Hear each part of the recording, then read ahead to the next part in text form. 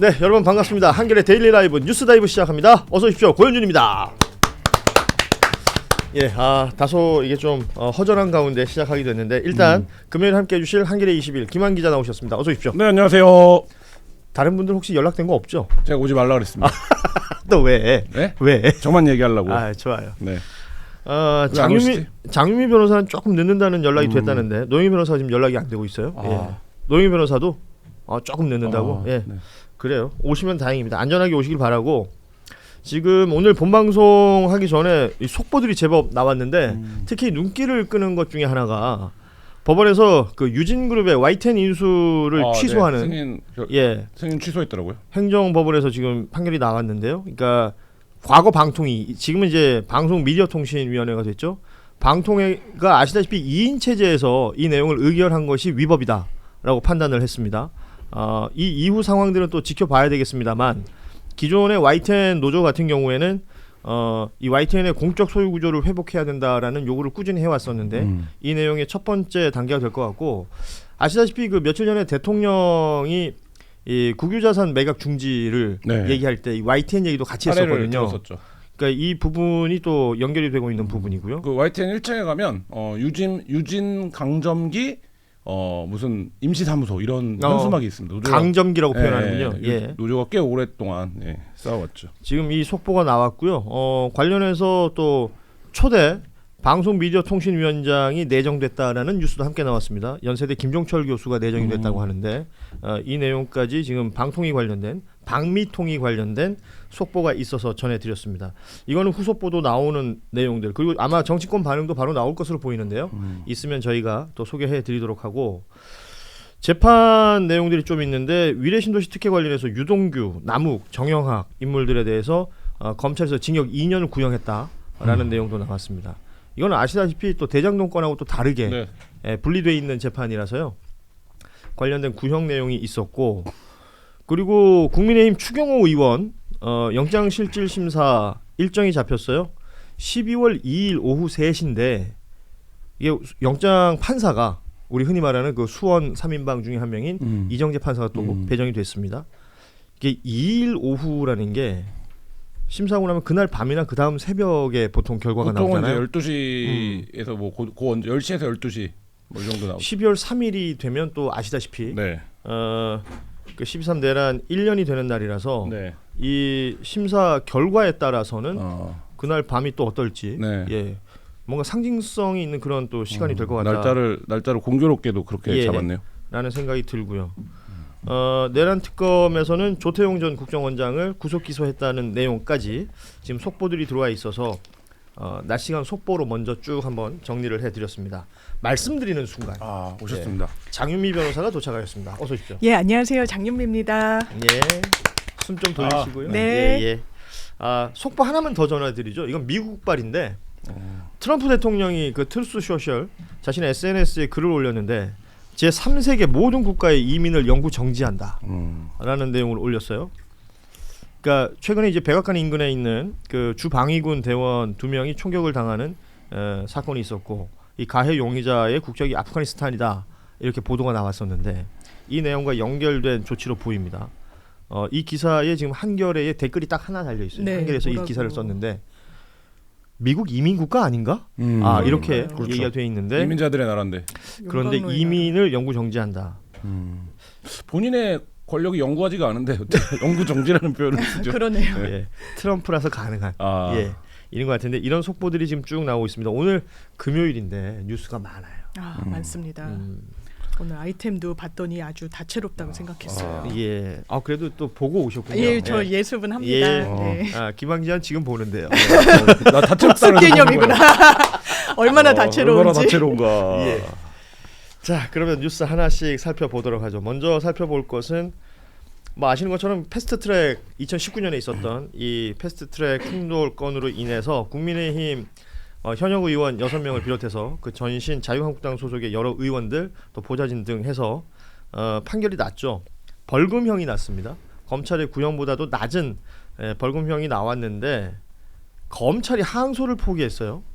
그러니까 남부지검에서 구형을 했던 내용인데 일부 피고인에 대해 구형 대비 기준에 미치지 못한 형이 선고된 것은 아쉬운 점이라고 얘기하면서도 범행 전반에 일단 뭐 구형 자체 선고 자체가 유죄가 나왔다. 네. 이 내용과 범행 동기가 사적 이익 추구에 있지 않은 점, 또 사건 발생부터 6년 가까이 장기화 분쟁이 좀 최소화될 필요가 있다는 점 등을 항소 포기 이유로 들었는데 이 이유가 납득이 되시나요? 그러니까 검찰의 내규가 있어요. 이 구형이 실형 구형을 했잖아요. 그렇죠. 그런데 벌금형이 나오면 이 종이 달라진 거예요. 예. 왜냐하면 실형과 벌금형은 완전 천지 차이니까. 그럼 형종이 변경됐을 때는 항소를 하도록 내규가 되어 있어요. 예. 심지어 대장동은 형종 변경이 아니었어요. 구형 양보다도 더 많이 나온 그랬었죠. 피고인이 2명이나 있었단 말이에요. 그럼에도 불구하고 난리 생난리를 쳤던 거 아닙니까? 법과 원칙에 어긋났다고 연판장 돌렸던 거 아닙니까? 검찰 왜 가만히 있습니까? 그러면 똑같은 기준으로 하면 문제 제기를 했어야죠. 저는 기본적으로 이 정부 들어서 항소 자제를 좀 지침으로 세우기도 했고, 그리고 이제 검찰이 판단하고 내규는 말 그대로 이제 강제성을 내부적으로는 갖습니다만 이게 뭐 법률도 아니고 해가지고 하나의 가이드라인 정도의 역할만 한단 말이에요. 더 나아가서 종합적으로 했을 때 번복 가능성, 항소심 갔을 때 그러면 나경원 의원의 의원직이 날아갈 것인가? 그러면 종합적으로 저는 항소를 안 할 수도 있다고 생각합니다만 그러면 본인들이 비판했던 그 잣대로 국민의힘 얘기해 보시라는 그렇죠. 거예요. 어떨 건지. 김한 기자는 어떻게 봐요? 일단 항소를 포기했다는 건 주는 메시지가 있는 거잖아요. 주는 메시지는 국회 선진화법에 무력하죠. 그러니까 뭐 의원 감금하고 빠로들고 있어도 의원직 유지되는데 아무 문제가 없다. 그러니까요. 이런 메시지가 되는 거잖아요. 그러면 이제 어떻게 되겠습니까? 그 국회 선진화법 만들 때 엄청나게들 이제 그 진통 끝에 그렇죠. 그 법이 만들어졌는데 그 법이 만들어지고 난 이후에 국회의원을 감금하고 법안 통과와 관련해서 이견이 다르다고 해서 문을 뭐 막고 이런 폭력 행위를 저질러도 의원직 상실로까지 이어지지 않는다. 처벌할 수 없다. 그리고 당연히 의원직 상실형이 되는 거를 구형을 했는데 선고가 그렇게 나지 않아도 검찰은 항소조차 하지 않았다. 뭐 이렇게 보면 이거는 굉장히 좀 뭐랄까요? 약간 법 하나 힘들게 제가 사회적 진통 끝에 만들었던 법 하나를 검찰이 스스로 이제 무력화 시키는 결정이다. 뭐 이렇게 보여집니다. 네. 이 와중에 너무나 반가운 소식이 도착했습니다. 아, 속보 예. 전해주시죠. 노영희 변호사가 도착하셨습니다. 노영희 도착 속보. 안녕하십니까. 죄송합니다. 예. 자, 지금 이 뉴스는 뭐 다들 이거 인지하고 계실 테니까 일단은 검찰의 이 항소 포기, 뭐 어디에서는 항소 자제 이렇게 표기하기도 하는데 이 내용은 이렇게 됐을 경우 기존의 검찰은 이 프로세스에 관련돼서 그럼요. 뭔가 반응이 나왔었잖아요. 네, 그렇죠. 지금 조용하더라고요. 아니 제가 이상한 게 두 가지입니다. 하나는 바로 이제 이 사건 검찰의 이 팩트 관련된 항소 포기에 대해서 아무런 반응이 없는 거. 또 하나는 김건희라고 하는 사람이 예. 그 아무것도 아닌 사람이 박성재 법무부 장관에게 몽땅 다 지시하면서 자기가 사적으로 이 모든 관할이나 뭐 사건에 대해서 정보를 얻고 지시를 내린 그 상황에 대해서 아무 말도 안 하는 거예요. 이 두 가지가 사실은 가장 큰 이상한 지점인데요. 그 전에 자기네들이 사실은 완전히 이긴 대장동 사건에서 그 난리를 쳤던 것에 비교해 보면 이건 정말 말도 안 되는 예. 행위거든요. 게다가 검찰이 진짜 이상하다고 생각하는 거는 어제 사실 나온 얘기 중에 이거지 않습니까? 남부지검에서 우선 사적 이익 추구에 범행 동기가 있지 않았다. 예.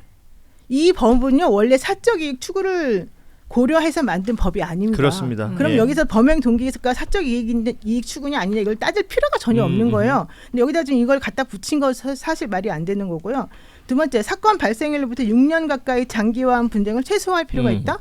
6년 가까이 장기화한 것은 검찰이나 이런 쪽이 잘못한 게 아니잖아요. 법원이 사실은 눈치를 보고 정치적으로 이걸 쟁점화 시켰기 예. 때문에 이런 일이 벌어진 거잖아요. 근데 이것에 대해서 그러면 좀 더 문제시한 차원에서라도 이걸 가지고서 얘기를 해줘야 되는 것인데 6년이나 장기화됐기 때문에 이거를 취소할 필요가 있다. 이거는 말도 안 되는 걸 예. 갖다 붙인 거거든요. 그러니까 이런 것만 보더라도 검찰이 얼마나 자기네들의 이 사적인 이익을 위해서 실질적으로는 문제가 안 될 것도 문제 삼고 문제를 삼아야 되는 건 문제 삼지 않고 선택적으로 분노하고 선택적으로 행동하는 거를 분명히 보여주는 거거든요. 그렇죠. 정말 비굴하다. 정말 치사하다. 정말 비겁하다. 이 얘기는 안 할 수가 없습니다. 아, 비굴하다, 비겁하다, 치사하다. 3단 콤보를 때려주셨어요. 네. 예. 지금 검찰은 항소 포기를 했는데 이게 많은 분들의 관심이 이제 나경원 의원한테 있더라고요. 근데 지금 나경원, 윤한홍 이 두 사람은 지금 현역 의원이고 그리고 황교안 전 대표 지금 자유화혁신 대표이기도 하고요. 그리고 지금 대전시장 이장우 시장 그리고 전직 의원들 김성태, 곽상도, 김선동, 박성중 이 인원들은 항소를 했어요. 항소를 했다는 건 2심 재판은 진행이 된다는 건데 맞습니다. 이렇게 되면 검찰이 항소를 포기했으니까 처음에 나왔던 선고 양보다 올라가지는 않는다는 거죠. 그러니까 나경원 의원도 처음에는 항소 여부를 저울질하겠다고 했어요. 그랬었죠. 그런데 저희가 마지막 이게 7일의 시간밖에 선고일로부터 없기 때문에 약간 눈치 게임이에요. 이 검찰이 이거 항소하나? 뭐 이런 일반 사건에서도요. 근데 항소할지 말지 보겠다고 했는데 검찰이 항소하지 않겠다고 그랬잖아요. 그러면 자기가 항소해야 최소한 믿져야 본전인 거예요. 그렇죠. 자기는 지금 이거보단 최소한 이게 나오든지 지금 2,400만 원이 예. 굳어지든지 벌금이 깎이든지 아니면 무죄도 다퉈볼 수 있는 여지가 열리는 거예요. 그러니까 딱 항소하잖아요, 나경원은. 그래서 그런지 애초에 기소되어서는 안 될 사건이었다. 그러니까 이렇게 이제 표현을 이제 와서 했더라고요. 큰 소리 치는 거죠. 사실은 이럴 마음이 있으면은 아예 처음에 판결 났을 때부터 음. 벌금이 웬 말이냐, 난 무죄 받아야 되는데 음. 하면서 바로 그 즉시 항소를 했었어야 됩니다. 근데 딱 눈치 보고 있다가 검찰이 안 한다는 발표하자마자 마치 자기는 엄청나게 억울하고 자기는 무죄 받아야 되는데 아닌 것처럼 주장하면서 나 항소한다. 이렇게 마치 당당한 행동하는 것처럼 말하잖아요. 이거야말로 정말 사람을 앞에 놓고 바보 만드는 거 아니겠습니까? 근데 저는 정치적으로 이게 득실을 따졌을 때 나경원 의원한테 득인지는 잘 모르겠어요. 왜냐하면 나경원 의원 입장에서는 이 사건 잊혀져야 돼요. 그래야 자기가 빠르들고 있었던 사진도 잊혀질 거 아닙니까? 예. 근데 이 사건을 어쨌든 눈치를 보다가 검찰이 항소 안 해? 근데 항소해갖고 벌금 깎아야겠다. 벌금을 깎인다고 쳐요. 어차피 의원직 상실형은 아닌데 벌금이 깎이네. 나경원이 뭐 한 달에 100만 원씩 적금 붓고 사는 사람도 아닐 거고 이 벌금 깎이는 게 무슨 큰 의미가 있습니까? 나경원 의원한테. 예. 근데 어쨌든 본인이 지금 서울시장을 나가네 마네 이러고 있는 상황인데 이걸 항소해서 끌고 가서 계속 그 이미지를 가져간다? 저는 이게 나경원 의원한테 득이 되는 건지 선택인지는 잘 모르겠습니다. 저는 이제- 그건 아닌 것 같아요. 왜 그러냐면 나경원 의원 입장에서 무조건 항소를 해야만 됩니다. 자기는 무죄를 주장하고 있기 때문에 예. 사실은 어저께인가도 추미애 위원장하고 자기하고 싸울 때 예. 대통령 보고 전과자라 그랬다가 추미애 위원장이 너도 전과자잖아 이 말하니까 할 말이 없었잖아요. 그렇죠. 유죄를 선고받았으니까. 너도 범죄자. 네, 너도 범죄자잖아. 그러니까 할 말이 없었잖아요. 음. 그러니까 자기는 아니다, 난 억울하다. 이런 식으로 나에게 유죄를 때린 저 사람이 잘못이다. 이거를 핑계대기 위해서라도 이 사람은 무조건 항소를 할 수밖에 없었는데 그 시점이 하필이면 검찰이 항소 포기한다고 나오자마자 그런 거 올리냐는 거죠. 그렇죠. 얼마나 마치 치사하냐. 기다렸다는 듯이. 그러니까 딱 예. 우리를 보면 눈 가리고 엉이라는 게 뻔할 뻔짠데 어쨌든 본인 입장에서는 항소를 안 할 수가 없는 거예요. 왜? 억울하다고 주장했기 때문에 난 무죄다. 이걸 얘기하는 거죠. 그 억울하다고 주장하신 분이 이렇게 법무부 장관한테 공소치하 요구하고 이럴 건 아니었는데 무죄인데 왜 이 얘기를 계속 해주세요. 무죄인데 왜 공소치하를 그러네. 무죄 요청합니까? 받으면 되네. 그러니까 이게 보면은 그 뭐 유명한 그 정치인들이 어떤 이미지들이 형상화되는데 나경원 의원은 약간 철물점이에요. 철물점. 뭐 빠루, 바로 아. 그리고 드럼통, 뭐 이런 것들이 주로 이제 그러네요. 연상이 철물 되고. 좀 예. 전문이네요. 그래서 이것은 뭐 스스로가 좀 만들어가는 이미지 같기도 하고, 자초하신 일입니다. 예, 뭐 이 상황이 지금 계속 이어지고 있습니다. 그런 와중에 민주당 의원들도 같은 이 패스트트랙 충돌 건으로 인해서 뭐 재판을 받는다는 건 다들 알고 계셨을 텐데 관련해서 지금 뭐 박범계 의원이나 또 박주민 의원, 그 외에도 전직인 이종걸, 표창원 전 의원 등에 대해서 결심 공판이 있었고요. 벌금형이 나왔어요. 박범계 의원 400만 원. 구형. 구형이죠. 구형. 구형이 나왔습니다. 박주민 의원에게는 벌금 300만 원이 구형이 됐어요. 뭐 사실 이 금액은 의원직 상실이라든지 뭐 이런 거하고 상관이 없습니다만 예상된 어떤 수순 같기도 하고요. 아니, 그 사실 뭐 그 나경원 의원 등 국민의힘 그 당시 자유한국당 사람들에 대해서는 이렇게 구형을 실형으로 세게 한 사람들인데 예. 여기에 대해서 민주당 사람들에게는 뭐 구형을 더 낮게 낼 수 없어요. 박주민 의원이 지난 그 월요일에 출연해가지고 네.